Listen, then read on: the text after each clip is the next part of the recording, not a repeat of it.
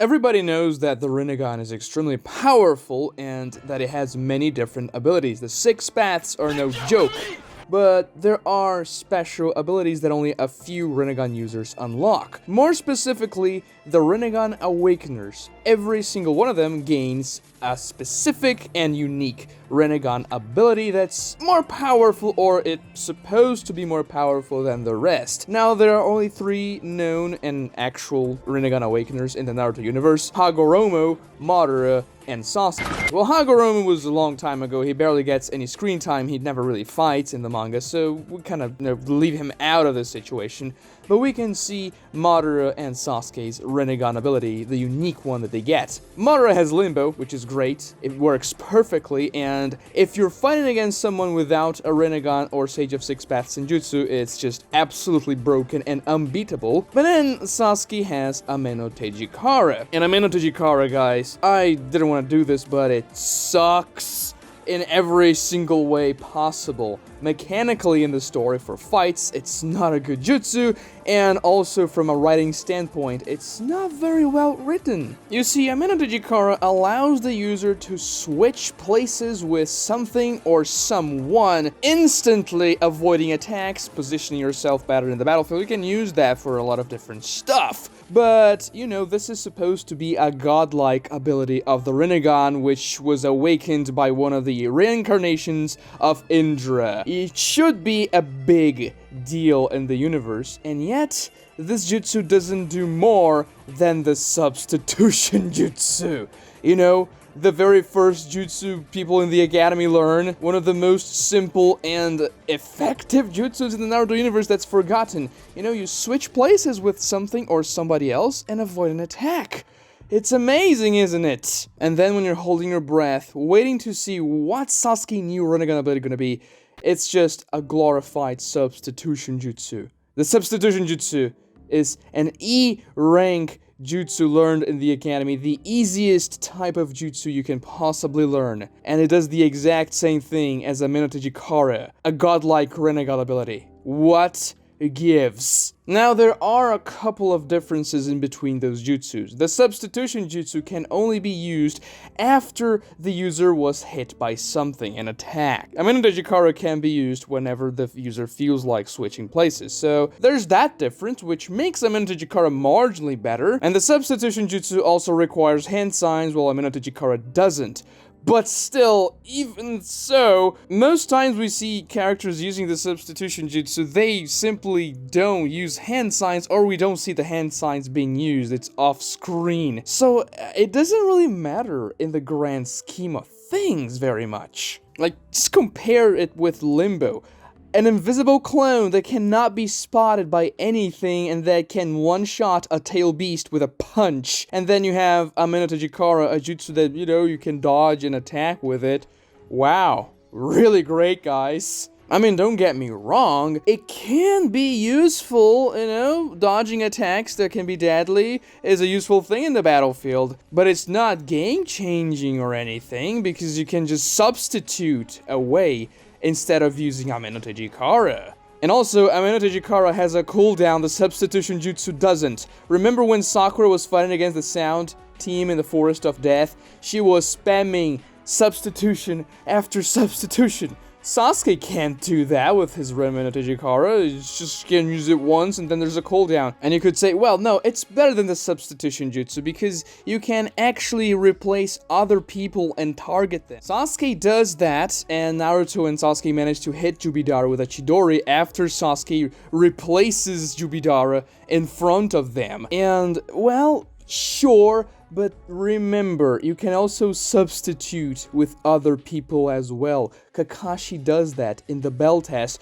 making Naruto hit himself, you know, his clones. Naruto hits himself. It's one of the most humiliating things that's ever happened in the story. Sasuke even says so.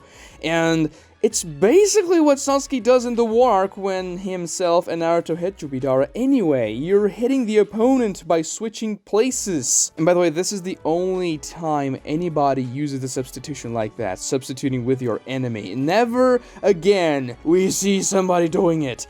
Sometimes they do it with rabbits or other animals, but not with the opponent, which is so advantageous. Just think about it. If you're getting hit by something, an attack, why would you ever substitute with a piece of wood instead of substituting with your enemy? Like, you are gonna get your enemy into the spot you were in, and then your enemy's gonna get hit. That's exactly what Kakashi does.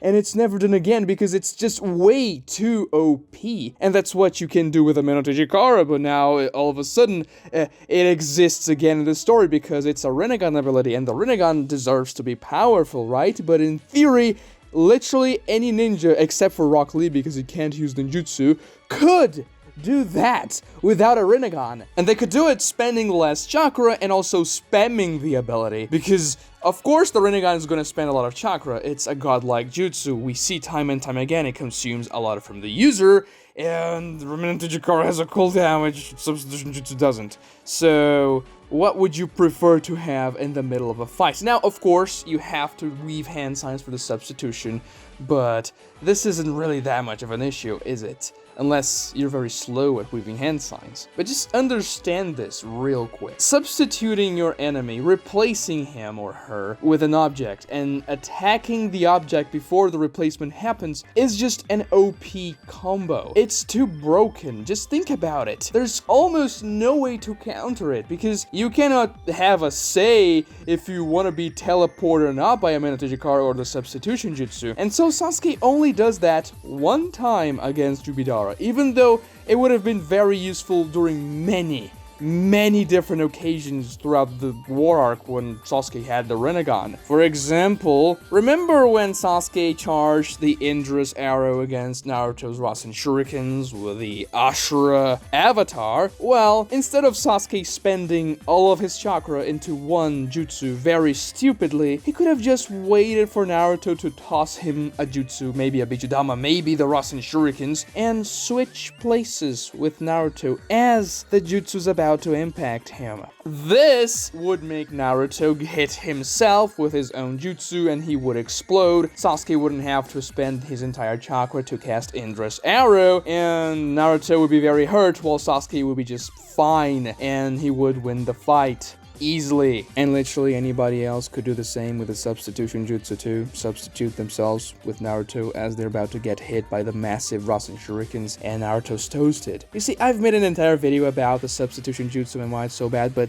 this is not that video. This is about Amenotejikara and why it's so bad. But I've already explained why it's mechanically bad in fights. It's essentially the substitution jutsu. Not that big of a deal, right? It should be, but it isn't. The substitution jutsu, you know, substituting yourself by an enemy or anything else can be very powerful, but the Naruto universe kind of makes this, you know, a very common power that nobody uses. Now let's talk about the inconsistencies with Amenotejikara, and I've already mentioned one. Sasuke could have spammed this jutsu in the Naruto fight, and he doesn't. He only uses it once when he catches Naruto from behind with a Chidori, and in the manga, he doesn't even use it. It's just a speed blitz. You can see that Naruto has the same amount of good old damas before and after Sasuke appears behind him in the manga, and in the anime, they changed it up so that Sasuke uses Amenotejikara switching with one of the truth-seeking orbs and then hitting Naruto with a Chidori. Now, Sasuke not winning the fight outright after hitting Naruto from behind is stupid by itself, because it just uses a normal Chidori, because, you know, we have to keep the fight going. Sasuke can't just win here because there's literally 1,000 jutsus to win the battle, but this is about Amenotejikara. He uses it there, and he never uses Amenotejikara again against Naruto. And as I've already stated, it would have been very useful, not only in the clash moment between Indra's arrow and the Rasen Shurikens, but in other times during the fight. I mean, in the Jutsu fight, he is kinda spamming Amenotejikara as much as he can, and we're gonna get to this cooldown thing in a bit, because it's very inconsistent, but at least when he's learning, okay, this is my new ability, he's actually using it a lot against Jubidara. He first uses it to dodge out of the lightning-style Jubidara rains down upon them, and then Sasuke switches places with his own sword as Madara is about to grab his Rinnegan, and then Madara impales himself with a sword. And, you know, we get that theme of Jubidara being less durable than Play-Doh. First he gets impaled by just metal, and then Zetsu manages to shove his hand literally into his back and through his chest. Whatever. Sasuke then doesn't really use Amenotejikara again against Jubidara. But then, of course, there were another chances for him to do so, though Amenotejikara is a quote-unquote medium distance technique. This is what the databook classifies it at. It also says there's a cooldown, but it doesn't specify the cooldown. So, it's not as though you can Amenotejikara to the other side of the planet or anything, because it's not like the Flying Thunder God. But then we see in the fight against Kaguya, in the final combo of Team 7, when Sasuke actually uses Amenotejikara to get himself where Kaguya is, that he has a pretty decent range. Like, it's not a small range whatsoever. Sasuke is looking at Kaguya from a pretty large distance, and he manages to get himself right next to her, substituting himself with one of the Naruto clones that's disintegrating. He also uses Amenotejikara in the fight against Kaguya to replace himself with one of the Susanoo arrows he shot towards her, so he accelerates. Kind of a cool usage, but not that useful. I mean, is Sasuke slower than his Susanoo arrow? Maybe, but then again, not that big of a deal. And then, of course, Sasuke uses it to actually escape the dimension Kaguya imprisoned him in, that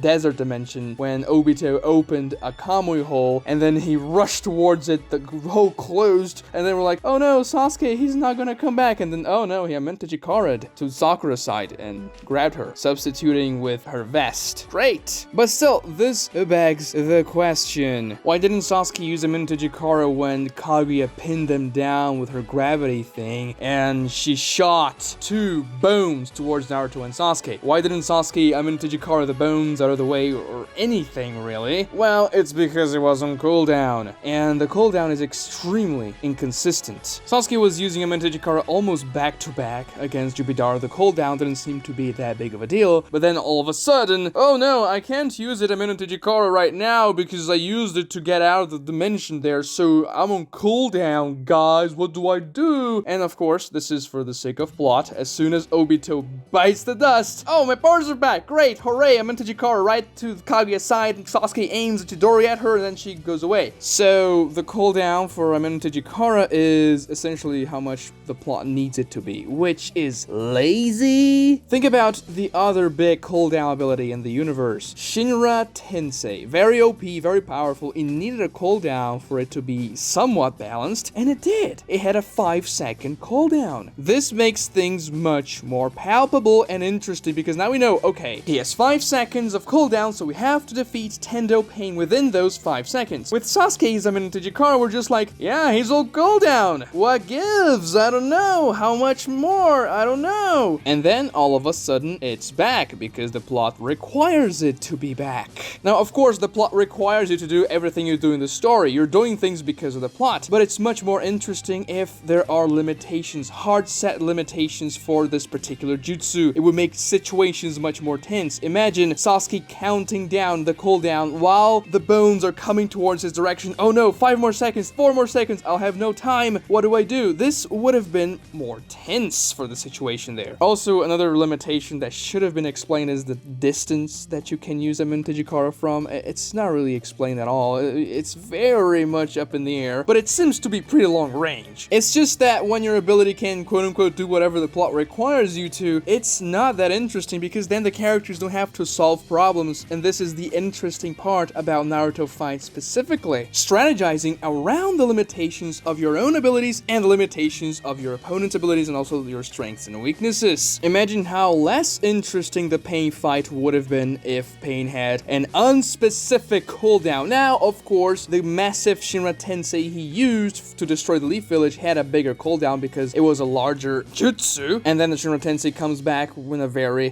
convenient moment for Pain. But that only ramped up the tension, because we're like, okay, Naruto has to defeat Pain before the Shinra Tensei comes back. Come on, Naruto. And then when Shinra Tensei comes back, you're like, okay, we're screwed. But for the most part, it's 5 seconds. It's hard set. Imagine when Naruto was trying to beat Pain after the Six Tails fought against Pain and all that, when Naruto was in the end of the fight and Pain was like, 1 more second! And you're just like, no, there's no hard set cooldown. We just don't know how much it is. It would have been pretty boring because it would just be like, okay, Naruto's gonna win when Kishimoto decides he'll win because Pain is in cooldown now. It's not because there's the rule. And even if Sasuke was on cooldown when Kaguya was shooting bones at them, he could have just substituted anyway, and it would have worked. But the other problem with Amenotejikara, and the worst problem with it, is that the way it's used, it's absolutely inconsistent as well. Now, sometimes Sasuke has to substitute with another object, and other times he literally just appears where he is looking at, or wherever he wants to go. The first time Sasuke uses Amenotejikara and dodges the lightning Madara shoots at them, we don't see where Sasuke went, so okay, we're like, fine, maybe he used something like a rock to replace himself with, but we just don't see. It's fine, whatever. It's a mysterious new power that we're trying to figure out. The audience and Madara himself. Then Sasuke tosses him sword at the Limbo clone. He misses because he can't hit the Limbo clone with a sword. And then he used Amenotejikara with his sword to impale Madara. Okay, nice. So he switched places with his sword. That's when Madara began to understand Sasuke's jutsu. And then something very strange happens. I mean, Sasuke literally teleports Madara to where Naruto and himself were about to aim their Chidori and Rasengan, and he didn't switch Madara with anything. Like, Madara just appears there. Madara himself thinks, wait, how am I here? What the hell's happening? One, that's broken because you can just substitute things that are not you. And this means this jutsu can be used in so many different ways that actually improve it upon the substitution jutsu shtick, but then again, Sasuke never uses them again at all. But two, he didn't replace Madara with anything, he just put Madara there instantaneously. Like, it would be one thing if Naruto and Sasuke were aiming at a Naruto shadow clone, for example, it would still be broken, but then Madara would at least have forewarning, or anything for that matter, that the jutsu is gonna be used, kinda like how Tobirama and Minato sinks their flying Raijins to attack Jubito, when Naruto and Sasuke literally hit Minato with their attacks, and then Minato switched places with Jubito, but that required a lot of strategy, and it made sense because you're actually using yourselves with the Flying Thunder God. But then here, with Amenotejikara, no, Madara just appears out of thin air, and they hit him with the Chidori and Rasengan, and then Madara substitutes with his Limbo clone and all that stuff. But Sasuke just never chooses to do that again, because, yeah, it's broken. It wouldn't work with the story. And you see the inconsistency here? He didn't replace Madara with anything, and that's how the jutsu was supposed to work, right? Well, apparently not. Apparently it's selective, just like the cooldown. And this very selective nature of the jutsu continues. You see, when Sasuke has to escape the desert dimension, he substitutes with Sakura's vest. Perfect, that's fine, I like that. It makes sense, and it's cutesy for the story. Sasuke replaces himself with Sakura's own thing. But then, a couple of chapters later, after Obito bites the dust, and, well, apparently Sasuke's cooldown is over, he uses Amenotejikara again to teleport right next to Kaguya. Except that he doesn't switch places with anything, he just appears next to Kaguya, aiming his Chidori at her. And then when Team 7 is about to beat Kaguya, Sasuke replaces himself with a dying Naruto clone. Why do you need the clone in the first place? Why don't you just switch yourself with nothing and just teleport appearing next to Kaguya? Because there's no reason for you to use the shadow clone anyway. And do you remember when I said that in the manga Sasuke actually appears behind Naruto through sheer speed? Yes, I was lying. When Naruto gets hit by Sasuke's Chidori, he uses Amenotejikara in the manga as well, but he switches places with nothing. Just, he appears behind Naruto. This is the most OP ability ever. You could, one, bring your opponent right next to you and hit him while you do that, and the opponent will be caught completely off guard because there's no forewarning, or two, you appear behind your opponent like this, and then you hit the opponent, and it's GG. If you wanted Sasuke to teleport behind Naruto, the truth-seeking arms are the perfect objects for you to do that. The anime actually caught on to that and said, okay, this makes sense, let's do this. But the manga was just like, Kishimoto forgot, yeah, I have to switch places. Nah, not really, man, it's good. I'll just appear there. Now, every single teleportation ability in Naruto had some sort of setup. The flying Raijin, you have to mark where you want to go. The Kamui, you have to Kamui yourself. You can see the squiggly dimension thing when you're Kamuing, and this gives away, okay, you're teleporting. Even Amenotejikara was like, okay, there's an object here, and I switch places with it. But sometimes you don't. And this makes the jutsu inconsistent and unbalanced.